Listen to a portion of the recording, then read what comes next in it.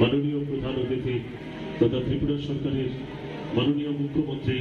Professor doctor Manik Saha মহাশয়, মাননীয় মুখ্যমন্ত্রী প্রফেসর ডক্টর মানিক সাহা মহাশয়, মাননীয় মুখ্যমন্ত্রী একটি স্কেচ আনুষ্ঠানিকভাবে তুলে দিচ্ছেন ডক্টর মানিক সাহা মহাশয়। যোজনার মাধ্যমে আমরা তাদেরকে আর্থিকভাবে আমরা সহায়তা করি। প্রধানমন্ত্রী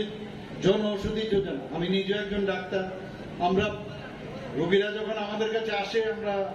লিখে দিই যে ওষুধ কিনতে হবে, ট্রেড নেম যখন দেই তার দাম কিন্তু অনেক বেশি, 100 টাকা যদি একটা ওষুধের দাম হয়, কিন্তু প্রধানমন্ত্রীজি দেখলেন যে আমি কেন ট্রেড নেম দিয়ে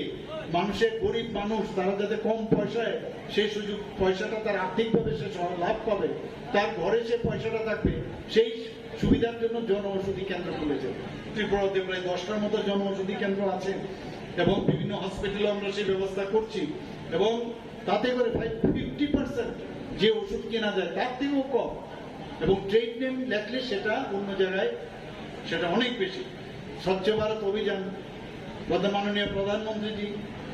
মহাত্মা গান্ধীকে অনুসরণ করে স্বচ্ছ ভারত অভিযান স্টার্ট করেছেন, বিভিন্ন জায়গায় শৌচালয়ের ব্যবস্থা করেছেন, রাস্তাঘাট, বাড়ি ঘর, আমাদের মধ্যে একটা পরিষ্কার পরিচ্ছন্নতা যে চিন্তা ভাবনা, সেটা মাননীয় প্রধানমন্ত্রীজি এই স্বচ্ছ ভারত অভিযান শুরু করেছেন। উনি কি বলছেন, আমরা মাঝে মাঝে স্বচ্ছ ভারত অভিযান করি, রাস্তাঘাট পরিষ্কার করি, শুধু রাস্তাঘাট পরিষ্কার করলে হবে না, নিজের মনের ভিতরেও যে অস্বচ্ছতার যে পরিবেশ থাকে তার থেকেও আমাদের বেরিয়ে আসতে হবে, এবং সেই কাজটা উনি বলছেন, না রাস্তার মধ্যে আমরা ফেলবো না অন্যকেও ফেলতে দেবো, তো সেই কাজটা আপনারা করবেন। আরেকটা বিষয় আমি বলবো, বারবার এই স্বচ্ছতা অভিযান যেটা আমি বললাম, আমরা দেখছি সারা ত্রিপুরার মধ্যে একটা, বারবার আমি বলছি যে এই ত্রিপুরা নেশামুক্ত ত্রিপুরা হতে হবে, প্লাস্টিক মুক্ত ত্রিপুরার কথা আজকে এখানে যারা মেলার, যারা এখানে এই ব্যবস্থাপনায় আছেন তারা বলছেন যে প্লাস্টিক মুক্ত মেলায় প্রাঙ্গণ এখানে করেছেন। আমি আপনাদের বলবো যে এই যে ত্রিপুরা সরকার এবং আমি যে ডিক্লারেশন দিয়েছি নেশামুক্ত ত্রিপুরা, মাননীয় প্রধানমন্ত্রী যে নেশা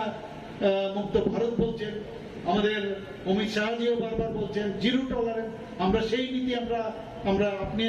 আমরা করছি, সেটা কিন্তু সেটা সম্ভব হবে যদি আপনারা সবাই সামনের দিকে এগিয়ে আসেন।